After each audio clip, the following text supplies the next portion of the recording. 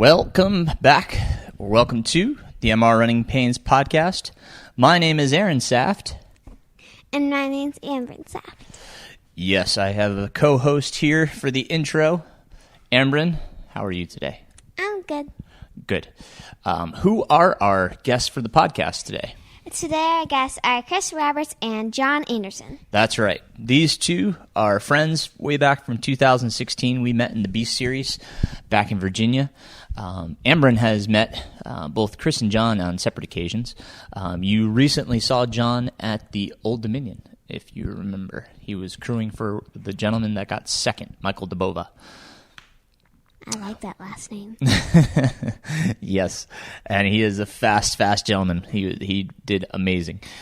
John and Chris are amazing runners in their own right. We're going to talk about their adventures at the Black Hills 100 miler, as well as reminiscing about our pasts and their pasts. We look forward to sharing this episode with you. Amber and I are going to talk a little bit at the end about Hard Rock as that's coming up, and it will be starting the day after this podcast release. So we'll talk to you in a bit. Until then, enjoy the interviews with Andersen Saft, Chris Roberts, John Andersen. That's right. Thank you, ma'am. We'll talk to you at the end.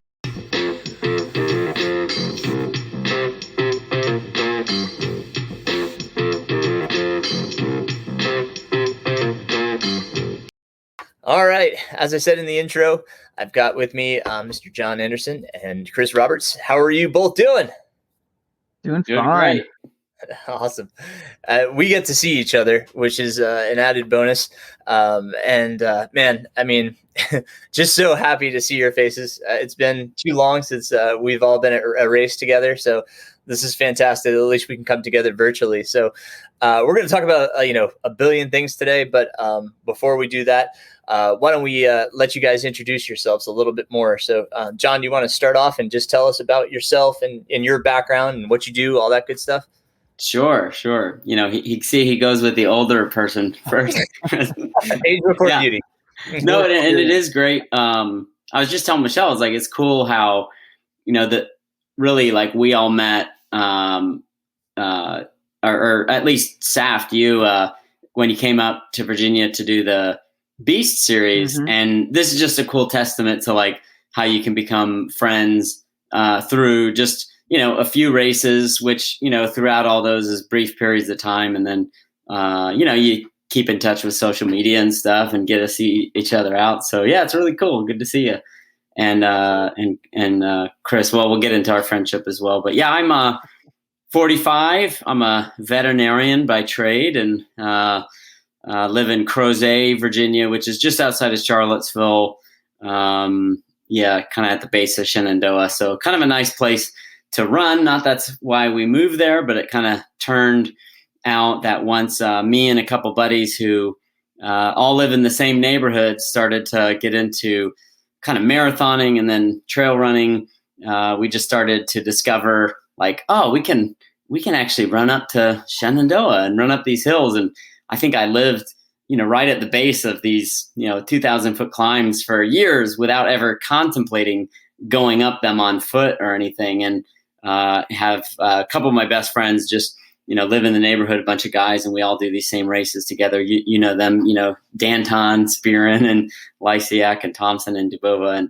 And so anyway, that's just kind of what I do. I'm a vet, and we have this fun training ground and like to go and do these races as much as possible. And my wife and I did own a running store, Crozet Running, for 7 years. And we sadly called it quits last year. Well, sad, it's bittersweet. But we actually have a lot of time and I'm really busy with my vet job. So it's actually good and refreshing to be able to like race and do these things without so much on my plate. But that experience was actually really great reason why I think I got into trail. It was just like two things coming together and just got to meet people like I think if we didn't own the store, like, would we be friends? Would I have run as much? Would I have met Chris Roberts and gotten to race with him so much? And I don't know. So it's kind of a great start for lots of excellent experiences and relationships, most importantly. So I think that's it. I think I just rambled on who I am right now. So, and I'm married to a wonderful woman, Michelle, and we have a 15-year-old son. So awesome. And we'll talk a little bit more about ultra and when you got into that and how you got into that, but we'll allow Chris to do his piece. Yeah. All right. Thanks. Yeah. So, I'm Chris Roberts, and I currently reside in the mountainous city of St. Louis, Missouri. I used to live in DC, and let's see, it was probably like 6 or 7 years ago I started running ultras, and it was a great place to be. Such close access to Shenandoah. It was like an hour and a half drive to tons of different mountains and stuff. So that was real cool. But after a while, I just thought it was too much vert. So about 2 years ago, my family and I packed it up and we moved to St. Louis. And I've been doing the Flatlander training ever since. My wife is originally from St. Louis, which is why we moved back here. I'm from Kansas City originally, so Missouri, home state. So but other than that, I'm a data analyst. I don't know, I crunch numbers for the FAA and train a little bit on the side. And then I got 2 kids who are 7 and 4, and my wife, and that's really about it. Nice. Oh, I mean, we can definitely talk about things that you've done. John mentioned that we all met in 2016. When you beat me in the Beast series. Well, it was an awesome year. I really enjoyed running, especially the grindstone. I mean, the 3 of us. We all started out. I think we got through about the first 20 miles before you kicked me out of the group. But did you guys know each other prior to 2016? No. Yeah, I think. Yes. Technically, Right. I think we had met. We spoke very briefly at Hellgate 2015. Because John starts out kind of slow, and I was very new to ultras, so I was much slower than him, and he was just hanging back with the middle of the packers, having little conversations, and so I chatted him up for a little bit at Hellgate. Didn't we meet at the gym the year before though? Because I think you ran the Jarman's Invitational Marathon, which we. It's hard to say I met you at the gym. So yeah, John's alter ego puts on a pretty awesome race, and I ran it because it was free, and I was like, I need vert because I was going to run Grindstone in 2015, but I didn't know anybody in the community at all, and so I spoke like a couple sentences to some people. I think I met Sophie Spidell out there and a couple other people, but like I didn't really say anything to anybody. I was in there just by myself, and then I bailed. I wasn't very outgoing, so I don't know if I ever talked to you, to be honest, at Jarman's. I don't think I knew who you were when we did chat at Hellgate, and then you're like, "Oh yeah, I ran the gym last year." I think I felt bad, like, "Oh yeah, you." It's hard to remember everybody. It is. It was. I think that was my second race ever. I think Jarman's maybe. Wow. In 2015, or is that the second or third? Okay. Do you have any other background in running, Chris? Did you run? I ran in high school, 800 meters, did cross country, but other than that, like in college, I was supposed to run on a track team for my university in college, D2. I was going to walk on, but I showed up a few days late to school, and I guess I missed the memo, or somebody didn't send me an email, and so I was just like.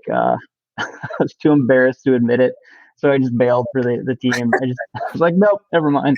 That's that extrovert in you. Yeah. So that was the extent of my running really in college. Yeah.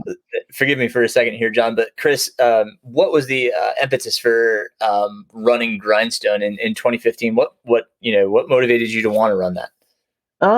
So in 2014, my daughter was born, and I decided to kind of get a little healthier. I had I wasn't like out of shape necessarily. I mean, I wasn't overweight or anything, but I had this high blood pressure that I had for like a decade, and I kind of wanted to get it under control. So I wanted to get back to running and eating healthier and all this stuff. And so I was like, I'll run a marathon and actually try and train for it a little bit, because I'd run some others previously, like when I was in my teens, and it was like run 15 miles and then walk the rest of the way because you're not prepared. And then I just quickly cascaded. I was like, I'm gonna do a 100 miler. So I signed up for Grindstone before I even ran an ultra. And I had a feeling it would be fun. But I didn't realize I would be as good at it as I ended up being. I didn't realize I would enjoy it as much as I do. So yeah, just kind of out of control. How did 2015 go? 2015 at Grindstone? Yeah. It was good. I honestly, I was just over 24 hours at Grindstone for my first 100. Which I think is most people would love to have that. I honestly was a bit shocked and a little disappointed. I was like, I thought this was going to be this horrible thing where it'd take me, like 30 hours and I was going to be dead, and my body was just like, not going to be able to handle it. And I was going to find like my breaking point. And instead I like exceeded my expectations, and I was like, oh, this is pretty awesome. So nice. So you were disappointed that it wasn't as awful as you thought it was going to be. Yeah, I didn't find my limit, so to speak. So I was like, what? Now I have to work harder. I got to find the distance. Yeah. Right on. All right. And John, how about you? What brought you into the world of ultra, and what graduated you up to 200 milers?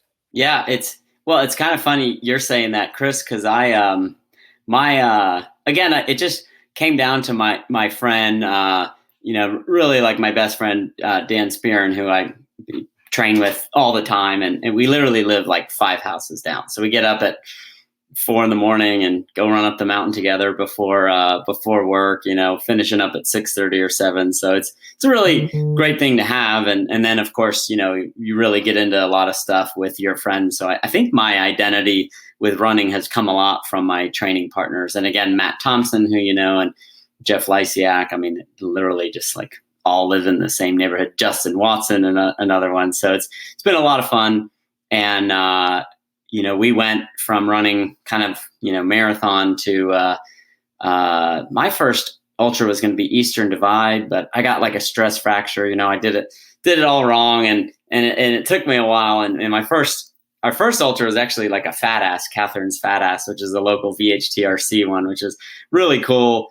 And then ended up doing Mountain Masochist, and I didn't run for like 2 weeks after that. It was a really humbling experience, but it was awesome. I had a pretty good race, and I think I had night sweats for like 4 nights after that.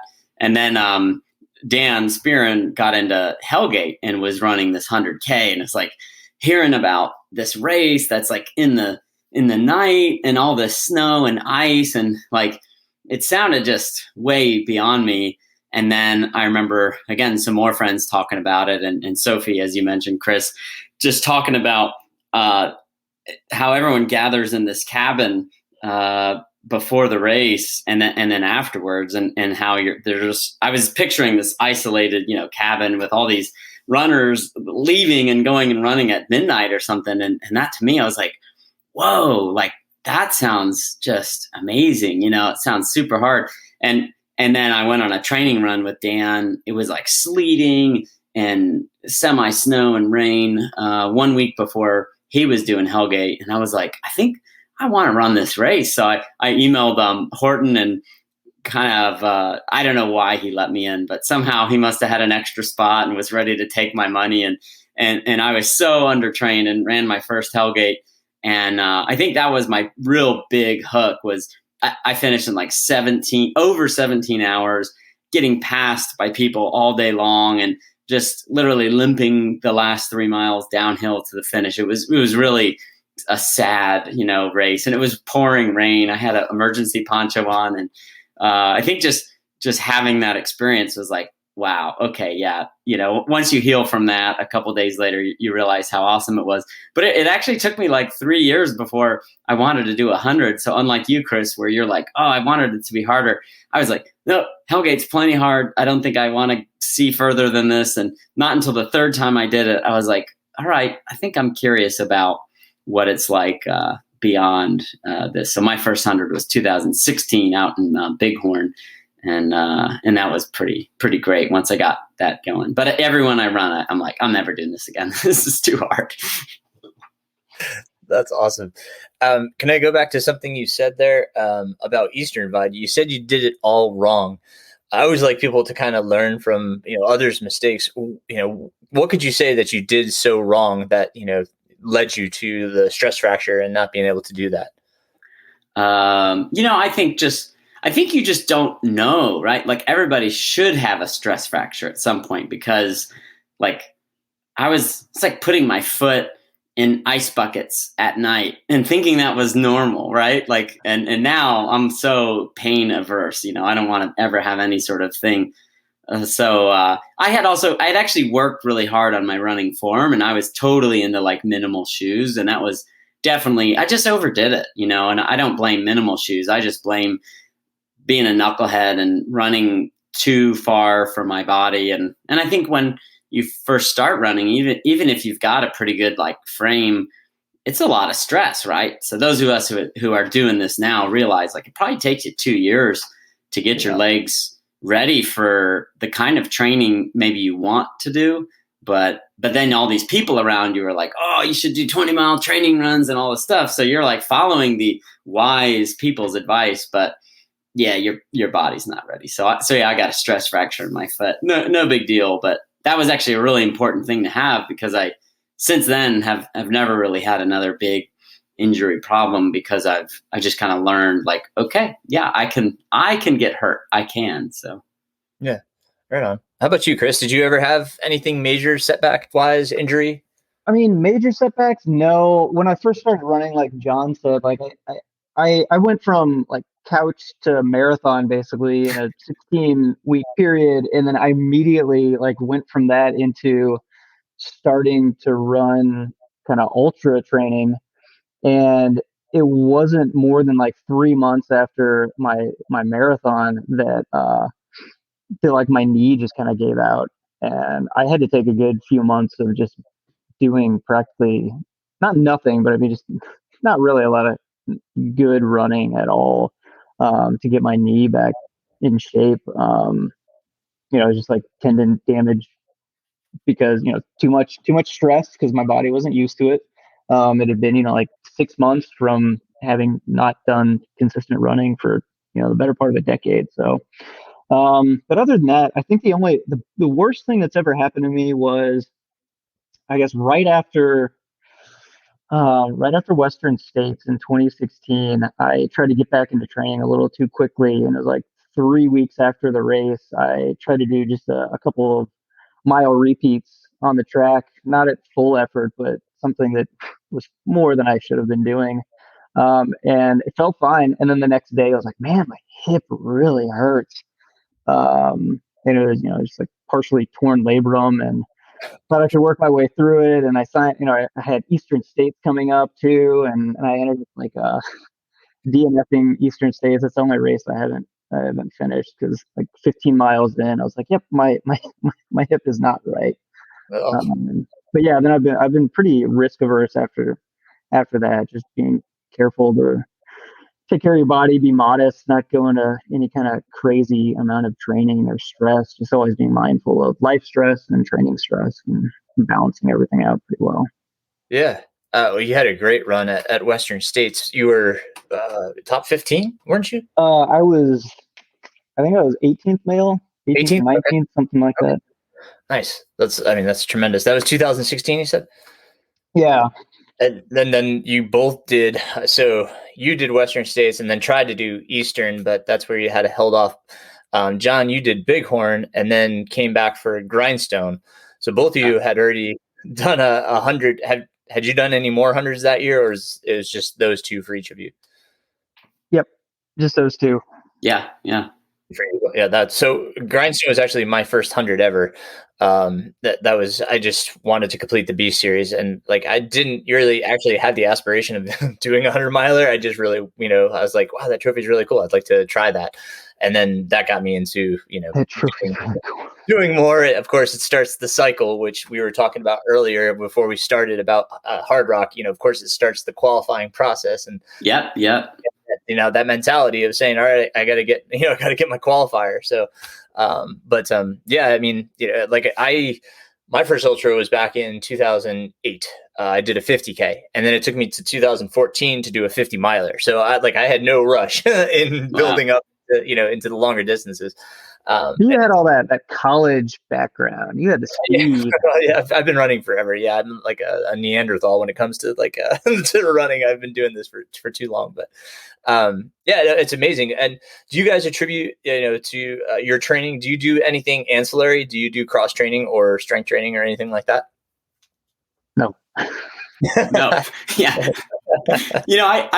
I think for like 2 years I was like, all right, I'm in my 40s now, and everybody says, you should do stuff. So I went to where University of Virginia is in Charlottesville, and my wife is an alumni there, so we could get a membership to their awesome gym, and I would like swim once a week and do like body weight stuff, and I hated it. It was like a purgatory, and I did it because I was like disciplined and thought this was good, and I it felt good, but I hated swimming. I suck at swimming. Like I have to hold on to every wall. I literally like don't know how to do flip turns, and I'm cold getting in the water. Like I hated it. And then in the gym, you're in a college gym as this like 40-year-old dude, and just out of place. And finally, after it took me like 2 years to realize like I don't like doing this. I'm not doing this anymore. And so yeah, so likewise, there's probably going to be a time I'll have to start doing it again. But I will say, and Chris, I think you're good about this too. Like if you can get right, like out of the mindset of just running and be okay. Like we do a lot of bushwhacking and like messing around, building trails. Chris, you got into some navigation type races and stuff. And I think that type of stuff where you're on really uneven terrain and you're not afraid to hike. And again, sometimes just getting off trail, like I swear by bushwhacking, it can help. And then, like yard work and all that stuff. I think there's a lot of different ways of staying reasonably fit without torturing yourself at the gym if you don't like the gym. Not that there's anything wrong with the gym. So I love those weekends where you do a crazy amount of yard work and then you're super sore afterward for like days. Like I could have run, a 100-mile week with 20K of vert and I would not feel half as bad as this 4 hours of yard work that I put in. Dude, my right arm is so dead from painting all day today, so it's just ready to hold a handheld, there you go. There you go. John, you've also run Western States. Remind me what year that was? So I was the year after Chris Roberts. And, it's funny because, Chris and I, we really do have this, like, the best rivalry nemesis because, the way I see it is we're so evenly matched, although we're not. Chris is younger, faster, more talented, and somehow I just seem to hang with him more than I should, and I think it makes him upset, and it makes me happy when I do. So that tension like drives it all, and it's awesome. And it's funny though because Western States, Roberts ran like we like 18 under 19 hours, right? Yeah. Yep. And the way Chris would talk about it is like, yeah, I had a pretty good day, and I could definitely go faster. So I'm thinking like, oh, well, I should be able to run under 19 hours, and man, I just blew up. I was like stressed. I did get under 24 hours for a silver buckle, which I'm so happy that I did, but I had a really rough time. And I think that was my third 100 and I was still figuring it out, so my stomach blew up and I totally went out too hard and I totally got caught up in the hype. Western states for me. Like I really do have to start slow to have any hope of running fast at the end. So it was funny though, because then I was like, dang it, I hate Chris Roberts even more because he just did so well, and like I was way behind him at the first split, and I was going out too fast. Ugh. So it was I puked and just got overheated, and I would say my year was much tougher than Chris's, but statistics might disagree with me on that too. So it got a little hotter your year, but not too much. Not too much, yeah. I didn't have the snow though. We had like a patch of ice up at the top for the first climb. That was it. Just like, you got to step on some ice for about 10 feet. That was about it. Yeah, 2017. There was so much snow and mud, and it was just, I can go back to that. For anyone who hasn't run Western States, like the first 50K it is a rough and tumble, high altitude mountain 50K. And it's not butter. There's no butter trail. It's all rugged as hell. And I just overdid it. And by the time I got to Robinson Flat, I was like, whew, that was really hard. And I think I was defeated by then, so. Yeah, so John had the snowy year. But my year is pretty good. I started out pretty conservative though at Western States, just trying to go for 24-hour pace. I think John was a little more ambitious to the start. Because of you, because I thought of how I awesome could be like, I could be like Chris Roberts. So, but this is where I say you're faster and more talented, and that frustrates me. So, I guess I should stop slacking off so much. Yeah. Well, we ran our first 2016. Yeah, there's again the beast that we alluded to for anyone listening is like 6 races, all David Horton or Clark Zierland races, and there's 3 50Ks in the spring, and the second one, Terrapin Mountain, is an awesome race, and we didn't really know each other well, and then we started just running together, and it was a pretty light field, and next thing you know we're just chatting, and then usually in a race you kind of go by yourself at some point, I guess, especially if you're racing hard, and Roberts was just like not running ahead or behind. So I was like, all right, this is cool, we're having good conversation, and then finally we ran the whole 50K together. Literally finished together with this person who I really just got to know personally at that race. So it was kind of funny. And you run the whole thing together, and we were just going fast, but I think Roberts could have dropped me in a heartbeat at the end of that first one, but we had finished. I think you drug me along a little bit. So I stuck with you because we had run Hellgate, the year before, and I had just gotten into Western States, so I was going to use the Beast Series as kind of like using these 50Ks as training for states.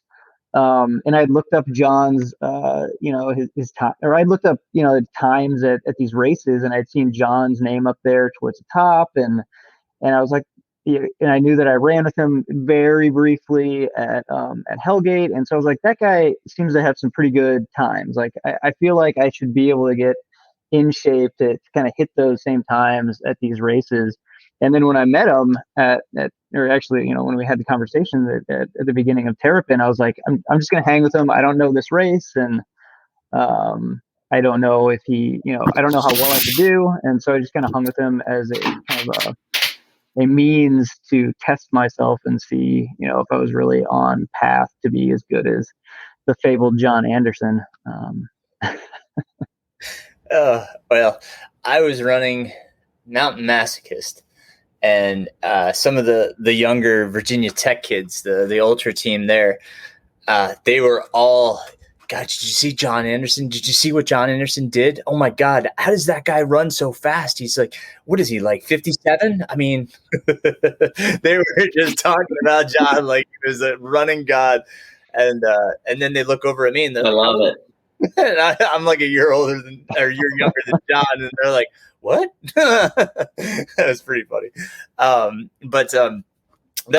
year was, that was so much fun to absolutely get to know you guys. And John, you had mentioned something about it's something in the regard of kind of like mastering a 100 miler. And I don't know about you guys, but I feel like I have no grasp on the 100-mile distance. Like it seems like every time I do something, it's so much different. Where there's some variable that just like throws a monkey wrench into the plan. Have you guys found anything that's like, this is consistent? If I do this, this works. But like it seems like every time I do something that works, the next time it's like that didn't work. Do you guys find that? Yeah.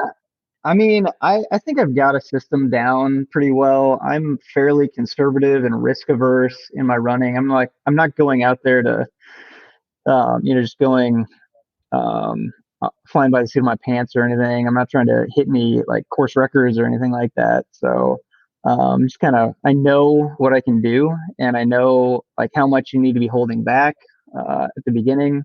I think John knows that a little bit better. John's pretty good at that. Holding back at the beginning of 100. Yeah, and I found the easier you take the beginning miles, it just kind of falls into place. I've never had any real major problems with like stomach issues and stuff like that, which has been a real plus. So as long as you keep the training up and you take it easy at the beginning of a race, I found that it works pretty well for me, at least.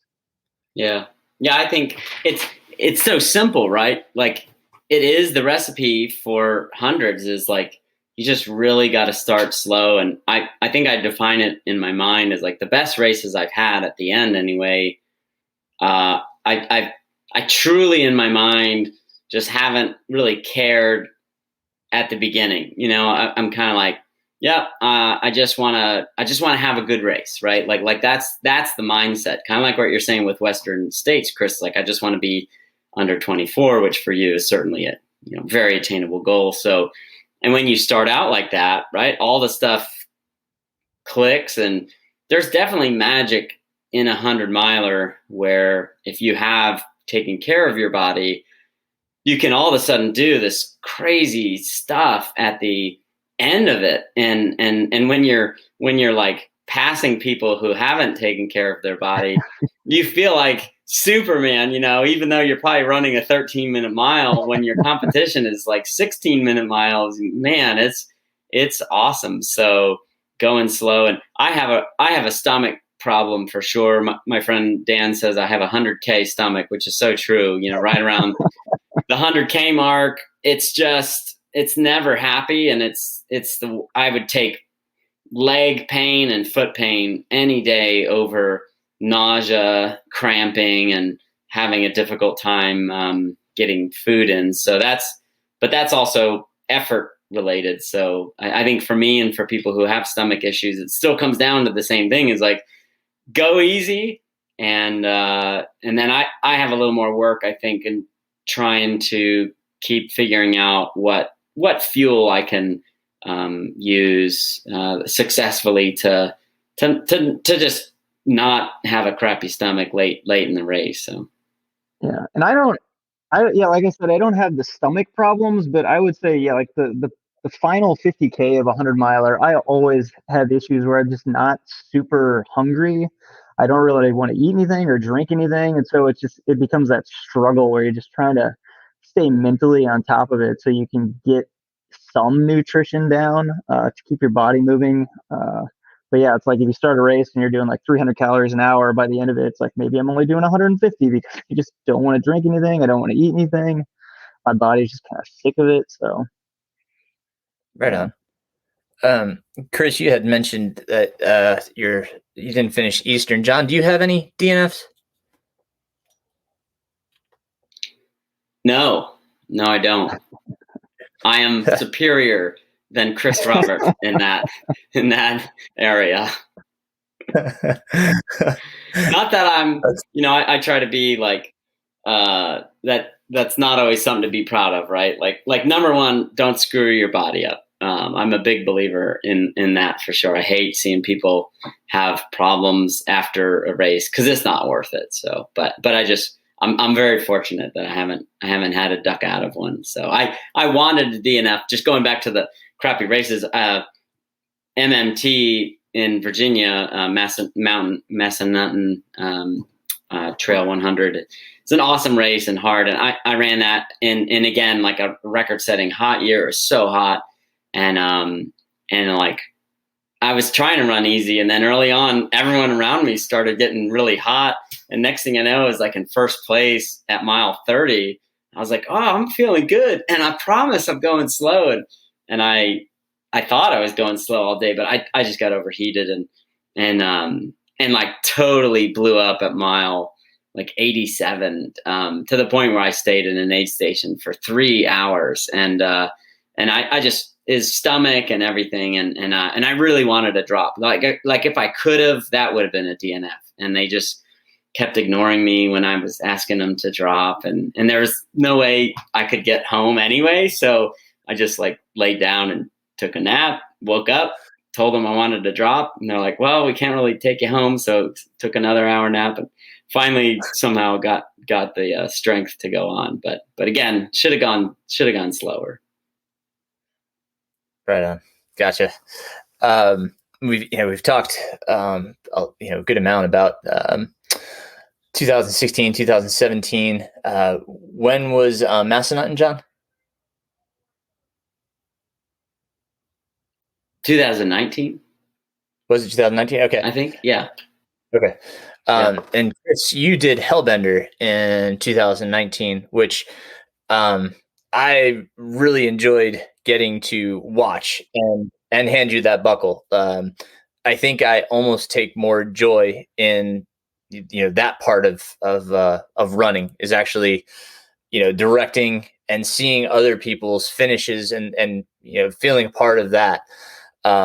It was a tremendous day to watch. You really did have a great effort. You conserved early. You want to talk about Hellbender a little bit? Yeah, like I have a good effort. I just remember distinctly the last 20 miles. What is it, like after mile 80, there's basically like a 10-mile climb.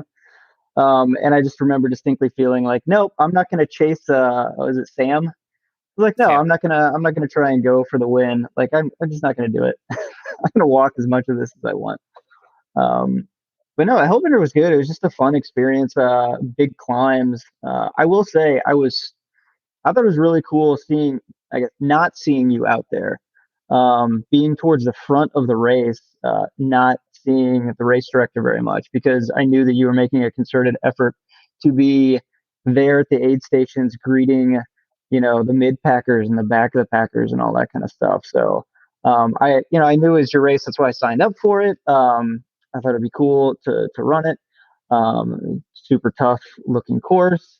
And then, the day of the race, I never saw you at all. I'm just like, why am I not seeing Saft around? Like, this is weird. But yeah, it's because you were race directing. You were helping take care of the lost souls. And yeah, so it was really cool to see. It really is a unique experience to put on a 100-miler. But I mean, 2022, God willing and Forest Service willing, we'll have it back. John, we'd love to create like a billboard and have you the two title fighters, the two contenders. Perhaps some social media advertising. We can have the the fisticuffs up. We'd love to have yes. you come. What's your Hellbender date for 2022? We are trying for the first week of May. We're still in talks with all of the various entities that permit us. And the great thing about having so many entities is they all want each other's permits first, which makes it extremely easy for the people that are trying to put the permits in. So we are, just doing the who's going to give first? So, yeah. We're trying because there's the National Forest Service, the National Park Service. We have the state park, the NCDOT, two different counties with emergency services. So there's just all of these entities that have to come together, to put this together. So it's kind of a nightmare, if you will. But we're working through it all right now. It's just, like I said, who's going to give first to let us get our, our permit in. So somebody will accept our permit so we can show the others, yes, we do have the permits to do this. But yeah, we're shooting for the first weekend in May. And that's what we're trying to do going forward, is just stay the first weekend in May so that it's, Cool. succinct every year, so that nobody has a question. When's it going to be? Because what's happened in the past is like Easter or spring break, it falls on that date, that we had the previous year. So that's why we've had to bounce so many times. But so love to have you both there, 2022. Theoretically, you guys still have my money from the 2020 version. Yes. Hopefully you read the emails, Chris, but not everybody did. Not.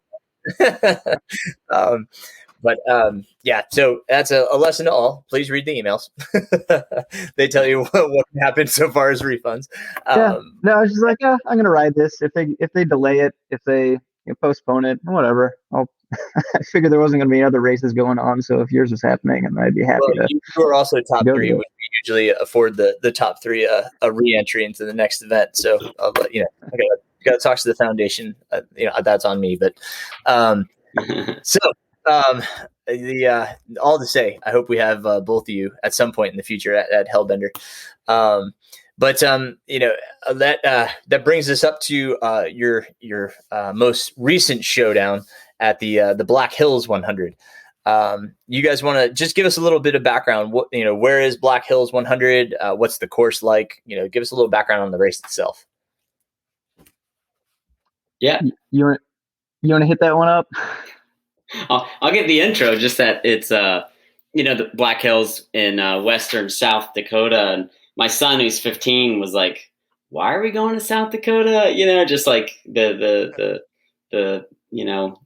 stereotype of just farmland and stuff. But it's a real gem of a place in the country. It's so awesome. There's such a cool history of frontier and Native American culture, and really beautiful landscape, and small towns and pretty laid back people. So it makes for an awesome family vacation with Mount Rushmore and Badlands and just all of the national forest stuff there. Crazy Horse.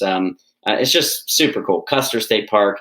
And I've got a South Dakota history in my family. My dad's from there. Chris has some South Dakota history with his family. And then I just was like, man, I want to do another out west race. Keith Nippling told me about Black Hills 100, and it just seems like one of these really cool, low-key, like grassroots local events in a place that I had really wanted to visit again.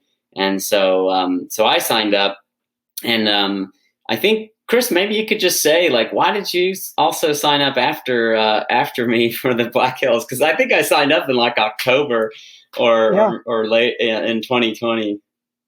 Yeah, you did. So I didn't sign up until, I don't know, maybe January or February, or late enough to where I was on the wait list for a little while. But I waited so long because, one, I'd never heard of the race before. Two, John beat me pretty handedly at Hellgate this past year. Like, I was ahead of him for the first 20 miles, like always, and he caught up when I wasn't feeling great. We ran for a little while. Then I just wasn't feeling it, and he took off, and I thought that was the end of it. And I started feeling a little better, and by Bear Wallow, mile 48 or whatever you want to call it, 2/3 of the way through the race, I finally caught him at the aid station. But then he took off ahead of me, and I tried so hard to catch up. I finally caught up to him at the next aid station, and then immediately after that, I had to go to the bathroom, and then he just laid down the hammer, and ended up beating me by like 10. He put 10 minutes on me in a matter of miles, and I felt really bad about that, a little depressed. So I wanted to. I saw that he signed up for the Black Hills, and I kind of wanted to go out there and ruin his day. That's pretty much it. And that is true. And I welcomed it. I was like, oh, in all honesty, it's like, oh my gosh, that's actually going to be a lot of fun. We'll be out there, and I think we bring the best out of each other. Chris, you said you had some statistics before, but again, like every year, Chris and I, and oftentimes Jordan Chang, will be like boom, boom, boom, sequential finishes for several years in a row, at least the last 3, and then several others. And it's insane how many times Chris and I in a race for years now, 100 milers, 100K, and we'll just be within minutes of each other, and we don't mean to. We're really trying to beat each other. Like there's no like, hey, let's run this together. And it just happens like late in the race when we're just beat up, we end up finishing really close. Chris usually beats me. He had the edge. So yeah, beating him this year at Hellgate was pretty awesome. I was super. So usually towards the end, I'm resigned to just like hanging with you for the rest of the race, but then you don't climb as fast as I do on the final climb. You just kind of take a little too easy, and I get up there like maybe 30 seconds ahead of you, and the next thing you know, I'm a few minutes ahead of you by the end of it. So yeah, did not happen this year.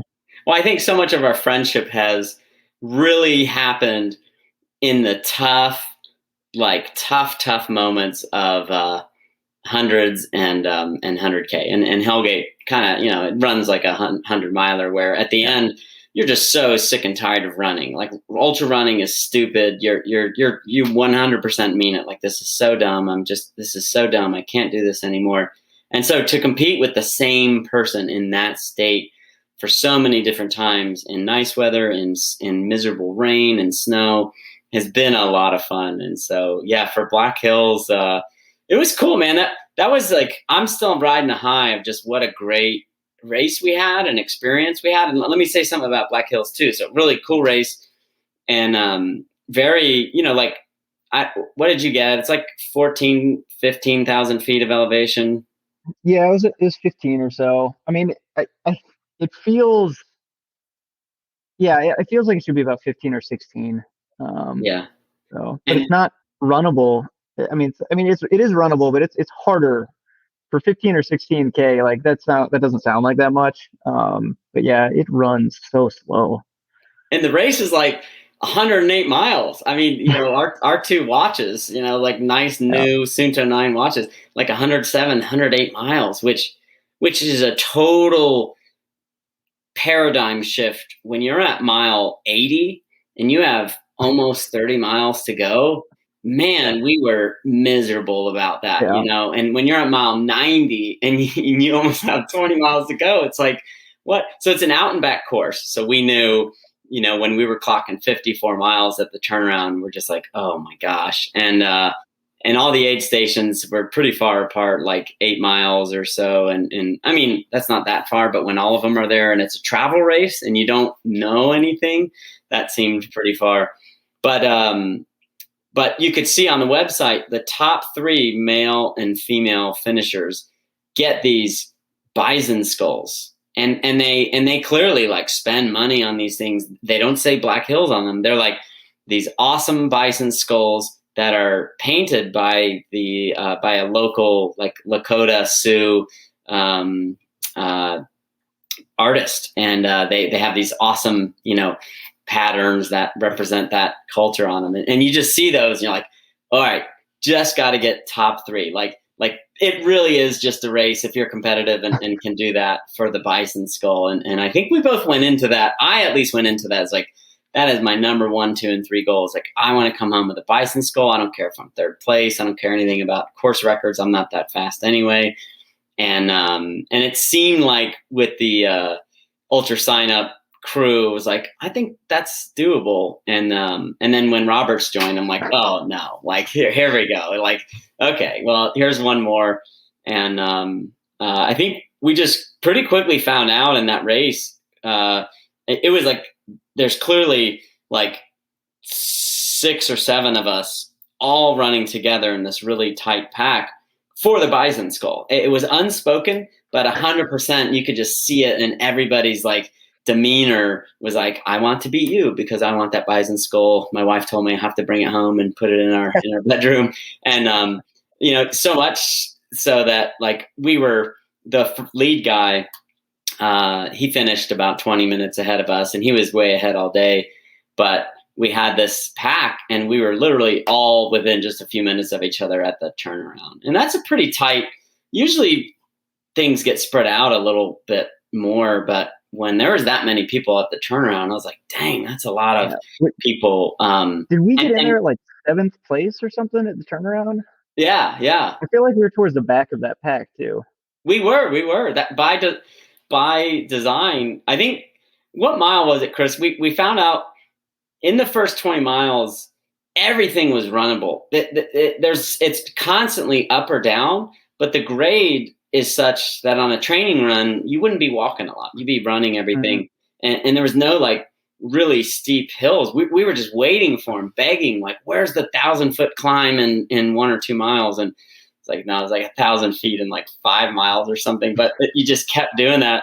So I think after not too long, we could just tell, like, we should start walking some of these hills. Coming back to proper pacing is like, this course seems like it's running a little long, and these other guys in the pack, they're like running everything, and that's probably not going to work out too well by tomorrow, you know? So Chris, somehow, he always runs ahead of me, but I was kind of like trying to go a little slower, and because Chris just ran the Capital Backyard Ultra, I have to pump you up, dude. You ran 233 miles 1 month before this race. I don't know how you. It was my final training run, dude. I don't know how you did that. So you ran like 55 hours, and I thought, I was like, oh, that's so awesome. He's gonna be a shattered mess, and he's gonna DNF this race or be like, you know, back of the pack. But you know, I think that was good because he stayed with me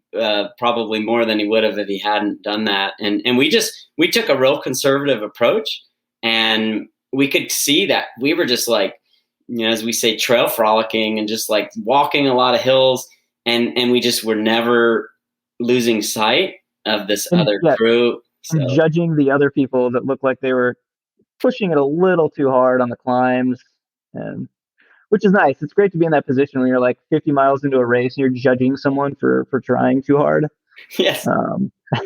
I distinctly remember one part. So Black Hills, it's all beautiful single track except these ATV trails. And usually it's really hot. It's like 24 miles of the course. It's basically a quarter of the course is these ATV trails. Yeah. Oh man. So you come up and the course, it was raining. It was a really cool day. So I was like, yes, it's not going to be like puke hot weather. But we get to these ATV trails, and it's not like it was torrential rain all day, but just enough to be this horrible, sticky mud. It's not like legendary bighorn mud or anything, but what I remember, you know, the trails they were just sad places. Like they didn't inspire joy or anything. The landscape wasn't really cool around them. And you're constantly dodging mud puddles. And there was one point we were like on an uphill grade, and I don't know, maybe mile 35 or something. And those other guys were all running all that stuff. And I could see like Chris's shoes were just caked with like 2 inches of mud, and he just like stopped running and walked. He said, I'm not doing this, you know. And it was just such a funny moment of like, yeah, why would we try to run with mud on our shoes uphill? That's so stupid, right? And so we were just, again, taking it really easy, walking that stuff. And when the Bison Skull is on the line, right, you would think like, oh, I should be anxious and going, but I think we were doing exactly what we needed to do, which was racing like you don't care, even though we did, so that on the way back we could really be in great shape to finally systematically drop everybody. So, all right. So bring us, you made the turnaround, you're coming back. So you said you were at 7th at the turnaround. Bring us back. Go ahead, Chris.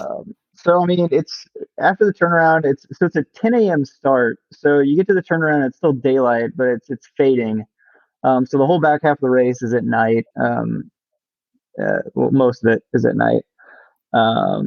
Yeah, and then we had like a little rainstorm at one point, and I don't know, we seemed like we were running a little bit better than some of the other folks. And remember at one point when the rain started coming down, like John and I both just stopped, and we were like, I don't care if this lasts for 2 minutes. Like, I don't want to take that risk. Let's put on a rain jacket.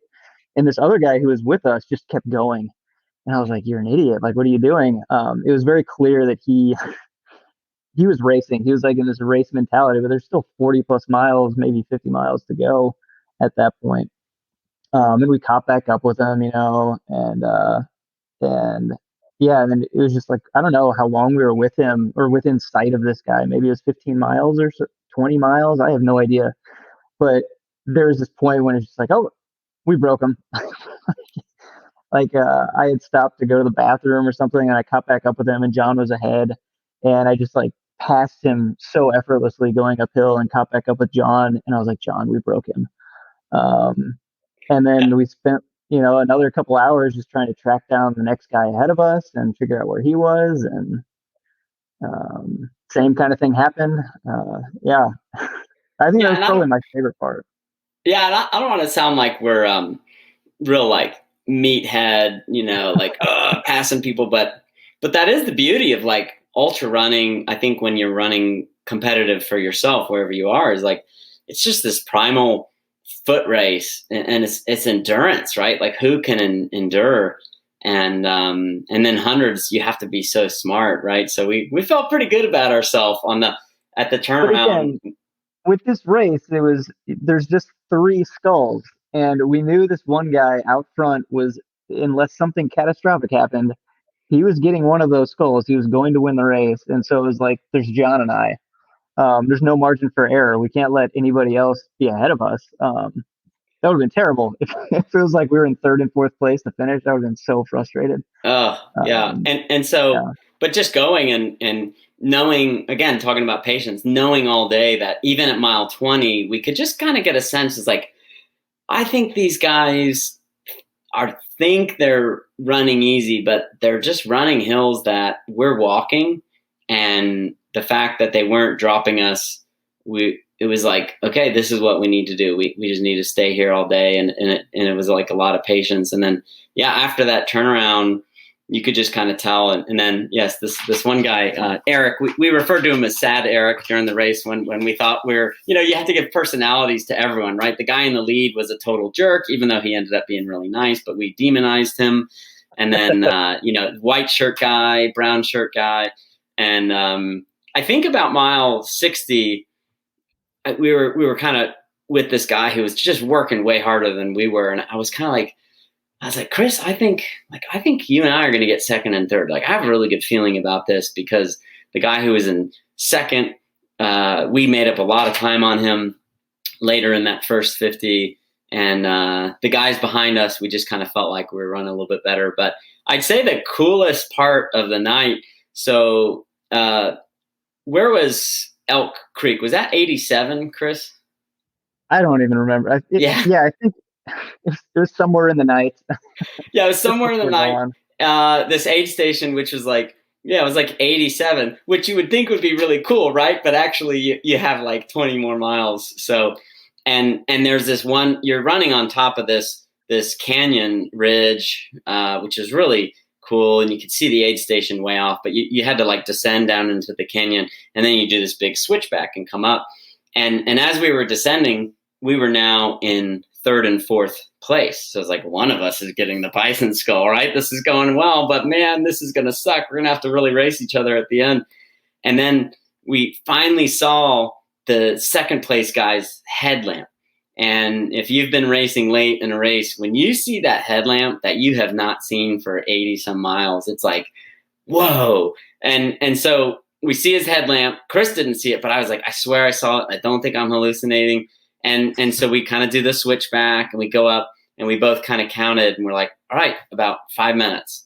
And then like right as we said that, we look down and here's headlamps behind us. And it's the guy right behind us who had a pacer, and it was like, shit. So we had this really cool race going on, and I have to admit, I get kind of weak in those moments, and I just worry that I'm just going to give up. This isn't going to work well, and that's, Chris, I think when you really started to carry me, because you were just like running these small hills and stuff. I was like, well, I'm going to keep up with him. I don't, go ahead. I think we had like 1,000-foot climb finally, and it wasn't super steep, but it was like a sustained climb, and it felt like this is the point where fitness is really going to start winning out. And yeah, I think John's stomach was feeling a little weird, and he was just in a little bit of a slump. But I don't know if we talked too much at that point, but it was just kind of dragging each other up this hill, trying to make sure we were gapping the person behind us. I wanted to get to the next aid station, get in and out of the next aid station, and not see this person behind us. Like, just drive home that we're faster than you, because Bison Skulls. Bison Skulls. Oh, turning off headlamps, leaving the aid station because Bison Skulls. Like, you really don't want to give them that hope that they're that close to you, right? And it's so stupid, but it's like, yeah, no, Chris, turn your headlamp off. We've got to sneak into the woods out of this aid station because they're right behind us. And so just the fact that we were able to pull that off, and then I finally, my stomach corrected, and I like ate a Snickers bar, and I was like, oh yeah, I just ate a Snickers bar like at mile 90. Here we go. And we were finally at this really pretty part of the course, and on this little downhill, my legs were feeling good, and I think Chris had stopped to go to the bathroom, and I just started running kind of fast. And I knew you were behind me, Chris. Secretly, maybe I was hoping I would drop you, but I knew we were kind of together. And then we finally saw second place, and just passed them, as fast and hard as you could.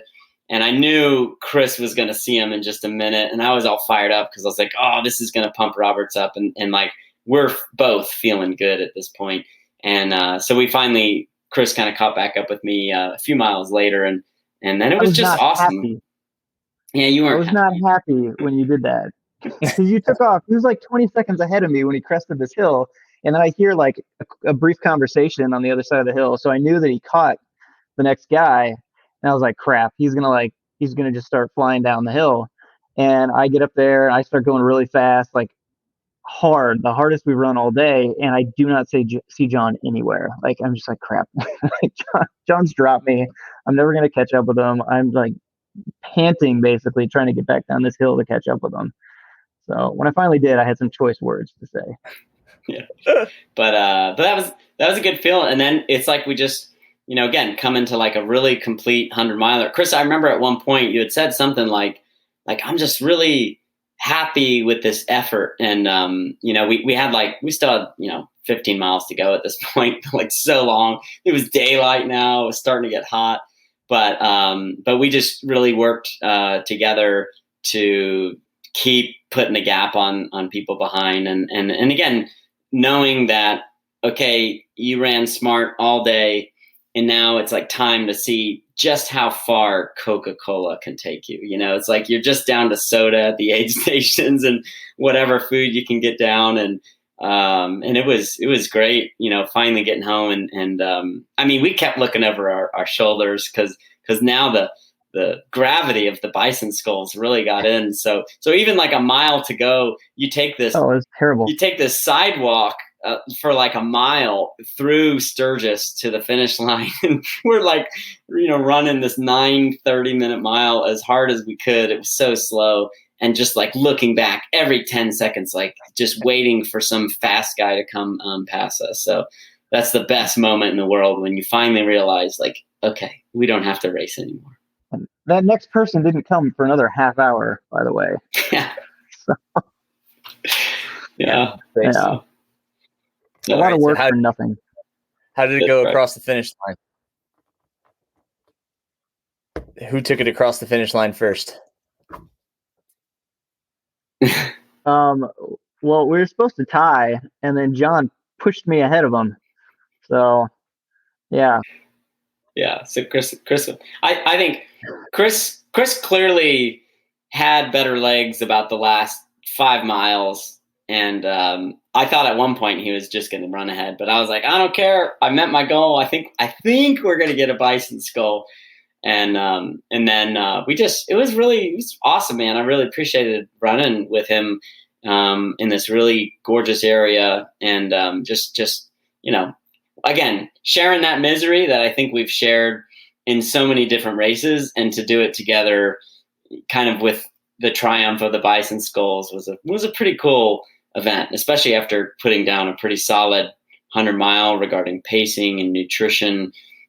So I'm glad you didn't leave me, man, because that would have made me a little sad. So I had to push him forward through the finish line ahead. So, but we tied. That's great. Did you guys fly out there?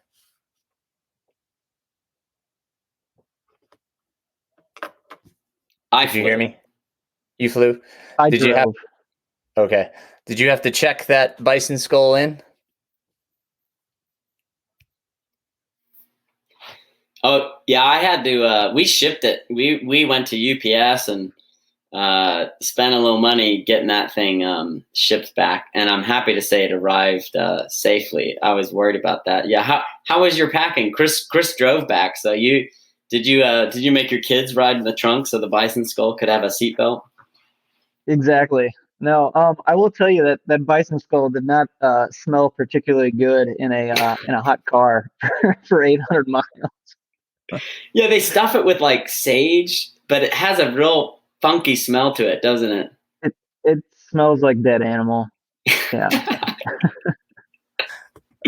Where is it housed in each of your homes? Where did you guys? Mine is on the floor awaiting. Yeah, mine's on the floor awaiting a place. Got to find the place of honor for it, but it's going to go somewhere nice. Yeah.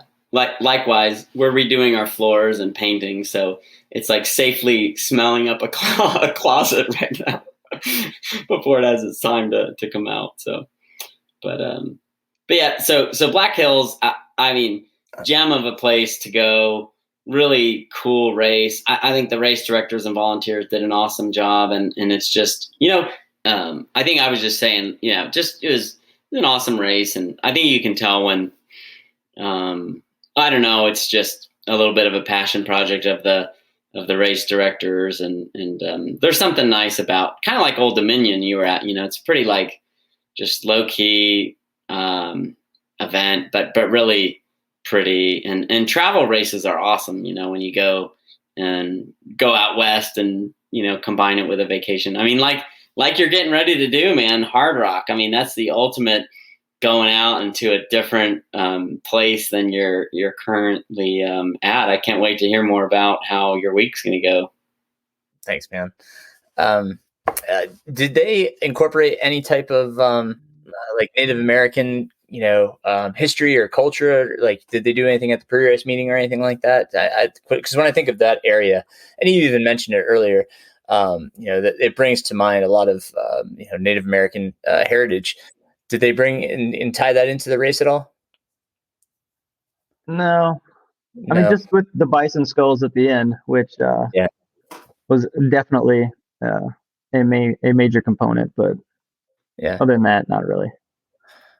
I think sometimes it's kind of nice to tie the history in, to the race, and kind of talk about where those lands originally were from, and just kind of giving a nod, to the history of the area, but. Not everybody's at that. No, and I think I don't know. To me, like a really unspoken, maybe respect to that was like again that area. The history is really good. I actually read a few books to kind of like educate myself on all that. Like Custer and Crazy Horse is a great synopsis of that area in particular, and there's lots of books on it. It's cool. Crazy Horse was born at this place, Bear Butte, and you run by, it's at the beginning and the end of this race. The race photographer photographs that with the background. It's just this big butte coming out. And again, a really special place for the Sioux. And, they used to have like councils there back in the day. I mean, it's really neat being in that landscape. And then you tie that with, frontierism, right? And like this thing that happened and, on one hand, kind of history isn't kind to some of the behaviors, but then it's like, there's roads. I could fly into Rapid City Airport. It's this, you can't really judge history because it happened, and now I'm driving on the roads and shopping at the Walmart, right, with all this progress that's happened. So, but if you learn about it, it's like those same stories are the exact same thing that are happening today.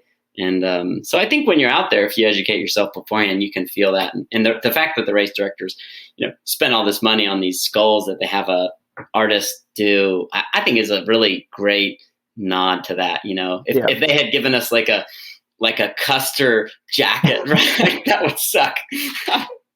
So, although some people would like that. So true. That's true. That's cool. How were the buckles? Were they nice? Yeah, they're all right. I mean, it's a buckle. I don't know.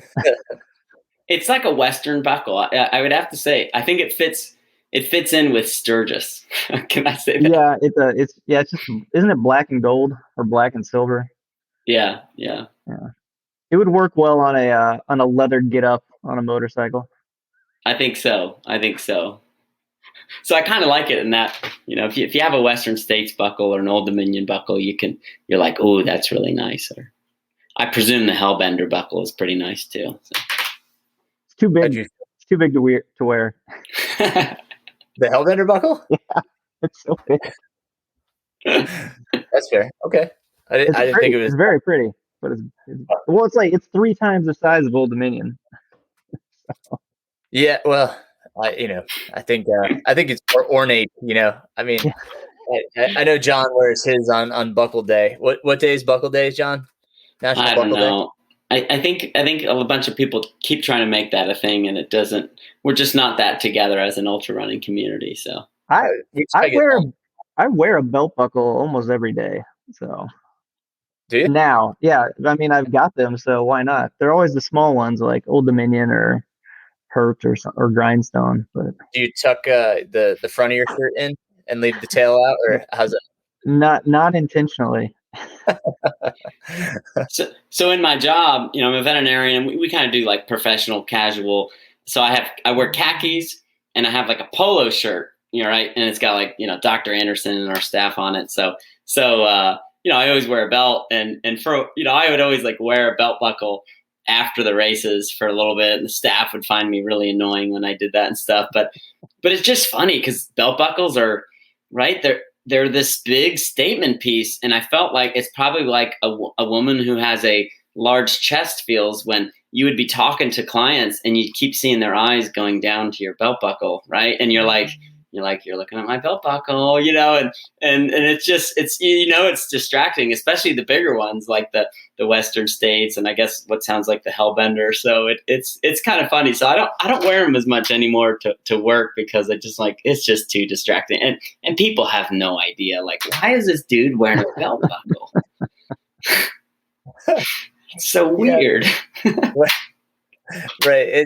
It doesn't fit our modern day fashion, unless you're wearing like Western, I guess, but that's true. It's so funny how that is part of our culture. And it was so interesting. I mean, it kind of felt strange at UTMB to get a vest, after doing like here, you buckle, and then there you get this like Columbia vest, which was, I mean, it's nice, but it was just kind of like, interesting, but to each their own. It's, I think it's more of an American thing, I guess. But how many buckles do you guys have now?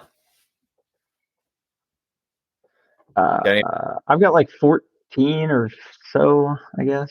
Over a dozen. I think this was my 8th or 9th. I think my 8th 100 miler. Nice. Right on. Yeah, I mean, there's so many things we can talk about. I mean, we didn't even talk about Chris's backyard event. How did that put you, Chris, with 233 miles? Where did that put you? Where did that put me? Hating life afterwards. Extremely exhausted. I didn't even hear about this. So, did that win it or no?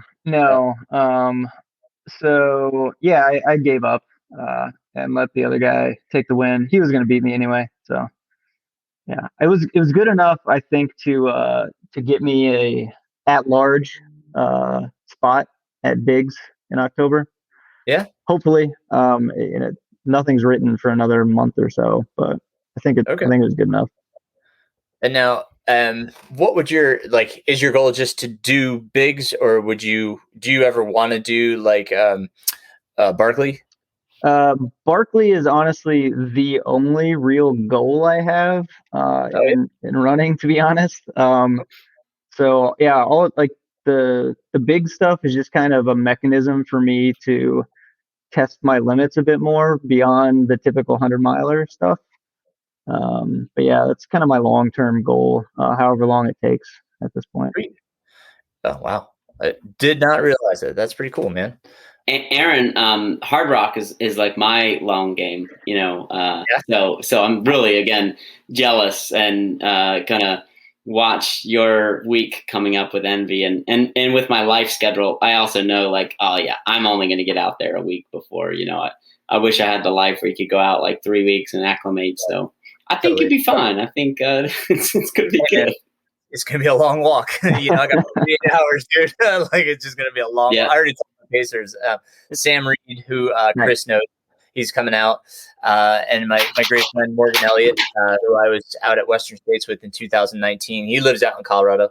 So he's pacing me. And then, like I said, my wife will be there. And I've already told him, I said, we're going to be walking. Like, I mean, it's probably the downhills that you'll see any running. But yeah.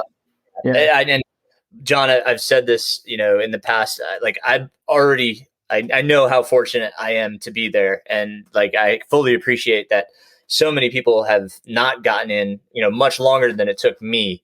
So like, that weighs on me. Like, I know that. And when I go into that, that's going to be something that's in my mind when I'm sucking air and, having a headache and, nauseous and just, at my lowest point, I'm going to just rely on the fact that I know where I'm at and what I'm doing, means a whole lot of people, to a whole lot of people. That spot, in other words, not what I'm doing, but that spot that, that I'm taking up is significant. So I'm definitely grateful for this opportunity. So like it's a huge motivator, and just my training for this and everything, it's been in the forefront of my mind. It's just, I've been granted this opportunity that I'm just so grateful. Well, I think too, like, don't ever feel guilty. Like, I have zero spite against Aaron Saft. Like, I'm pumped for you that you got in, and I hope you don't ever let that dictate your decision. But I'm sure you're gonna be running with gratitude. Everybody says it's like the prettiest place in North America, so I can't wait to see it myself, and I can't wait to hear your stories about that as well. Hey, before we go, can we talk about long haul? I'm gonna put Chris Roberts on the spot just a little bit, but I think this is kind of like a big news thing that affected me positively during this race, and I have no say in this whatsoever. I'm just, as a friend, wanting Chris to open his mouth just a little bit about this thing he's creating. Sorry, Chris. John, you're a sponsored promoter. Yeah, he literally sent me $1 to say that. So, what's long haul, Chris Roberts? So long haul, it's a sports drink that I've been kind of crafting for the past year. I just had gotten to that point where I was just kind of sick and tired of a number of other sports drinks. Just didn't really feel like they were fitting the bill. So I did a bunch of research just to kind of build something myself that was going to work for me. And it turned out like it tasted okay. and I thought the formula made sense scientifically, from all the research I'd done. And so I just started exploring it a little bit more, trying to craft something that I thought would maybe help other people. And I spent probably about 6 months just kind of working through it pretty diligently. Like almost every run, I'm trying some slightly new variant of it or just trying to test in different conditions. And then was it April or May, I sent some stuff to you, John. John and Michelle were the first people to really give it a try outside of me. It was kind of nerve wracking handing something over, and it still wasn't even a finished product. So they've given me some good insights. But yeah, it's a new sports drink that I'm hoping I can bring to market sometime in early 2022. And yeah, it was great. Both John and I used it at Black Hills, and we got podiums. So Yeah. Well, tell us a little bit. Is it electrolyte driven? Is it calorie? Is it both? Yeah, so it's just kind of like a number of those standard drinks where 100-calorie serving kind of thing, and for each serving it hits the electrolyte. I call it full spectrum electrolytes. It's basically designed to mimic the average person's sweat ratios for the five electrolytes, the five major electrolytes. It also has amino acids, which is partly why it's called long haul.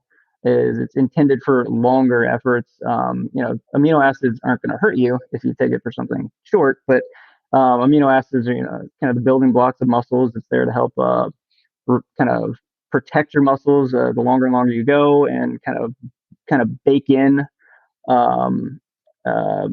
and jump starting the recovery process. If you're taking it consistently during your longer runs, that kind of thing.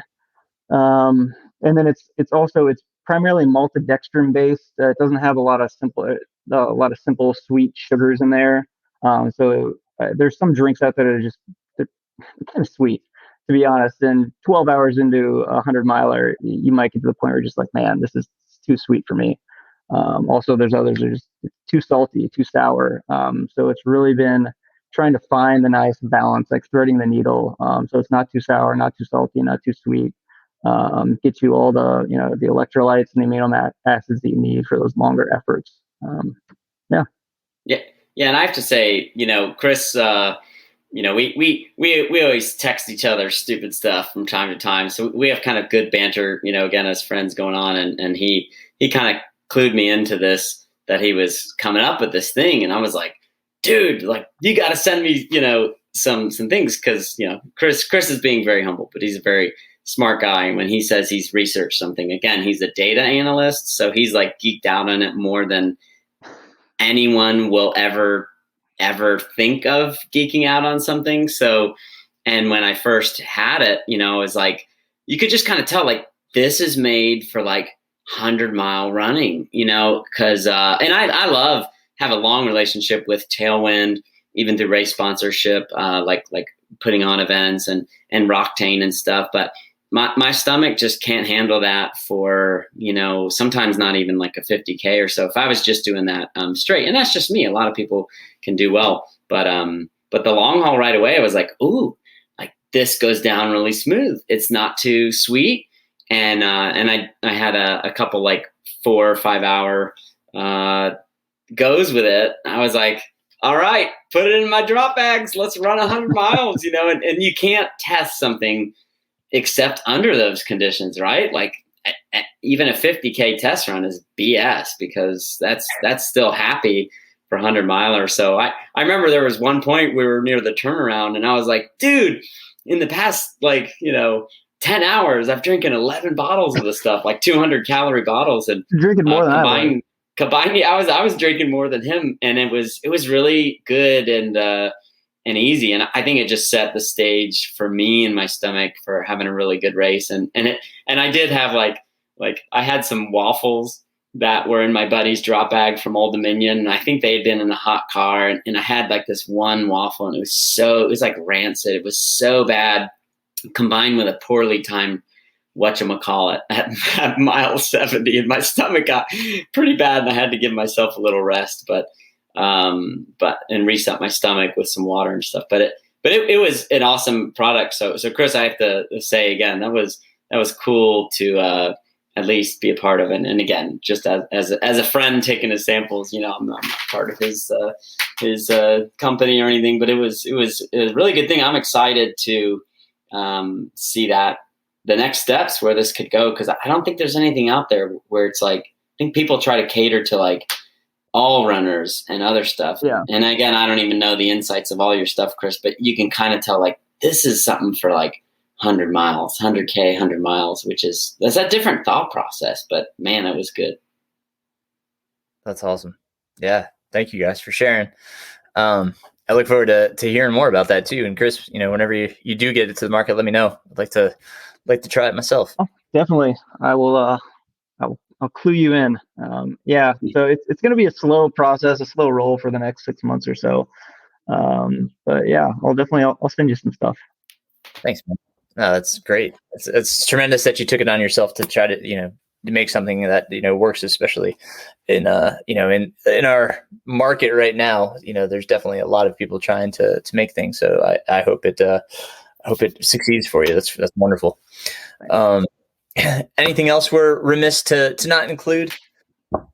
I mean, we could probably go on for hours with all the stories that you guys have, and it's tremendous. It's not to say that we can't do another episode. I would really enjoy it. It's been tremendous talking to the both of you. Really enjoyed this conversation, and congrats to both of you. Of course, that was a heck of a run at Black Hills to go 2-2 or however you want to say it, 2-3. Yeah.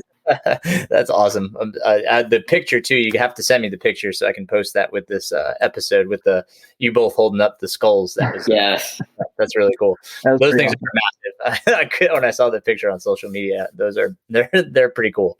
Yeah, so I can understand the want for that. Absolutely. Well, no, thanks again. Likewise, great to get to see you and talk to you, and again, just a testament to like, ultra running is cool. These friendships are very real and good, and we have them because we do this stuff, this hard stuff together. So it's really good to get to chat. Yeah, it was nice to catch up.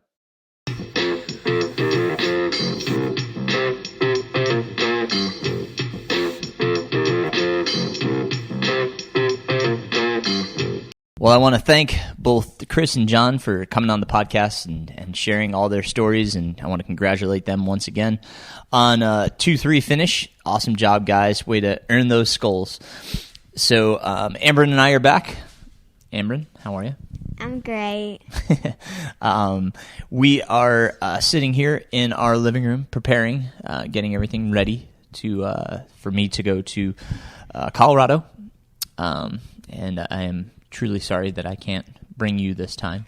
Yeah, you're going to have to give me a little something for that. Like, you already got your half-birthday present there, sweetie. Well, that was from Mom. Well, I will pick up something in Colorado for you. How's that? Keep talking. Yeah, so we'll surprise you when we get back. So, la la. Just Beth and I are going this trip. The kids won't be making this trip, unfortunately. It didn't work out. But we'll get back to Colorado at some point so we can all explore together. Because I haven't been yet. Right. So, Hard Rock's coming up. This is probably going to be the hardest one. Yeah, because it's called Hard Rock for a reason. Yes, absolutely. It's going to be tougher than UTMB. Can you believe it? How is it can be tougher than UTMB? You had to climb up like one of the steepest mountains I've ever seen. Yeah, well, there's some steep mountains out in Colorado, that's for sure. It's because of how high the altitude is. We're going to be running up really high.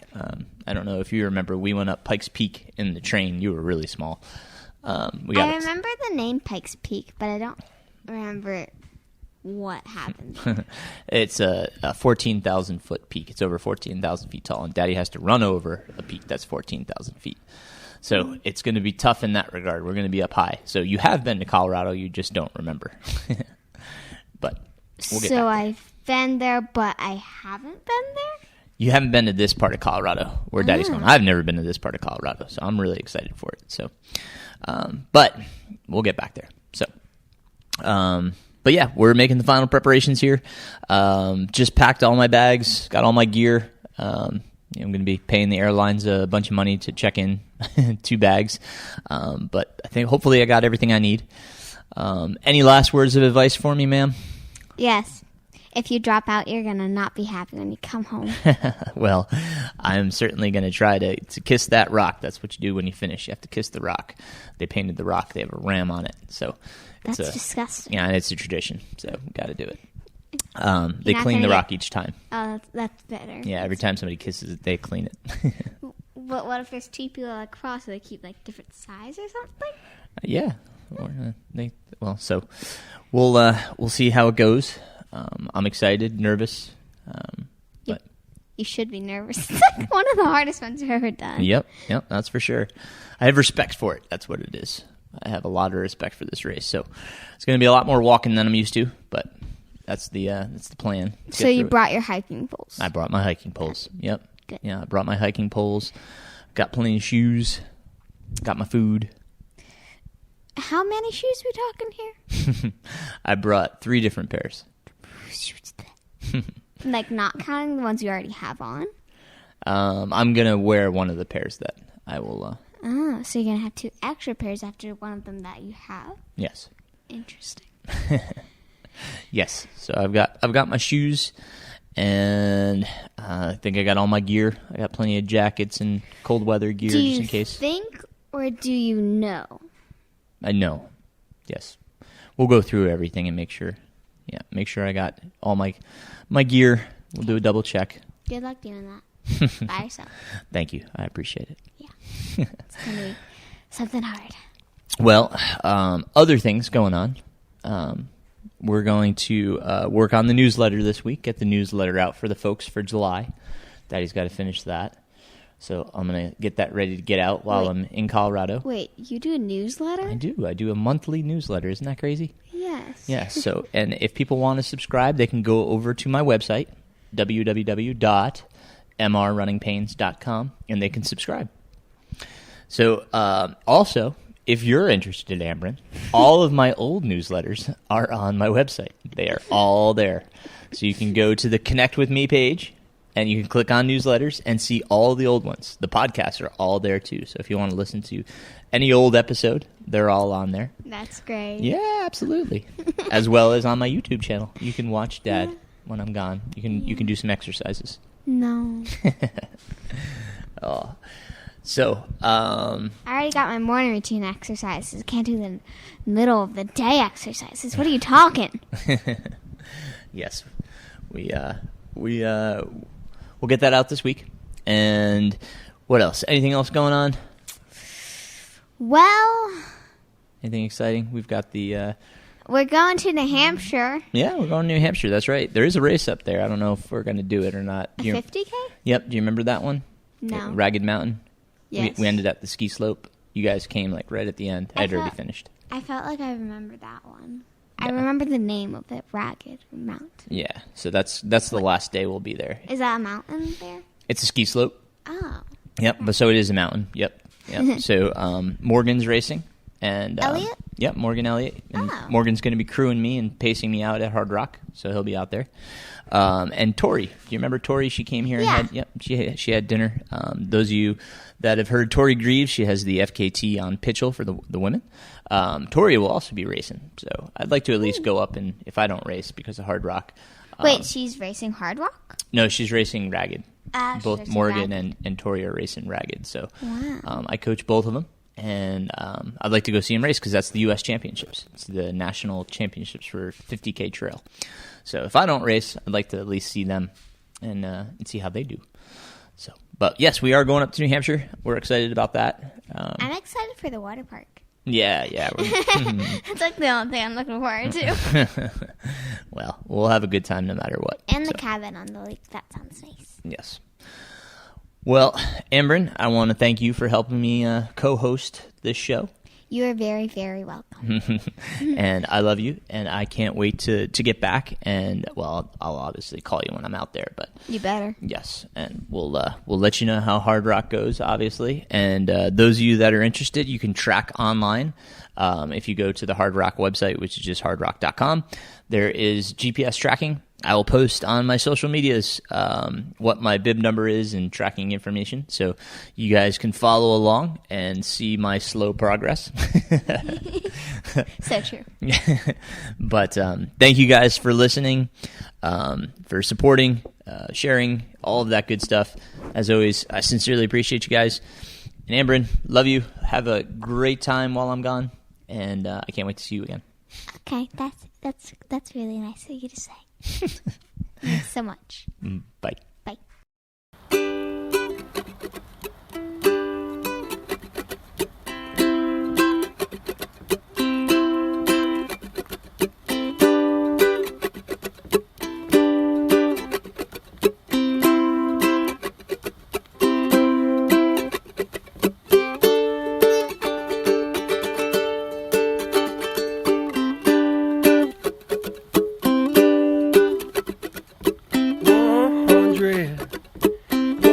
100 miles by foot,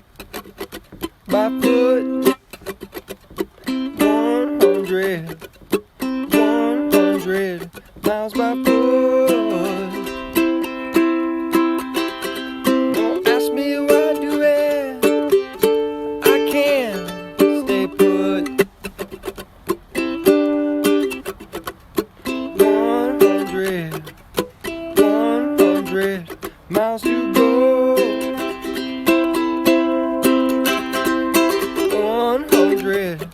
100 miles to go. Don't ask me why I do it. I really don't know. Rain is coming.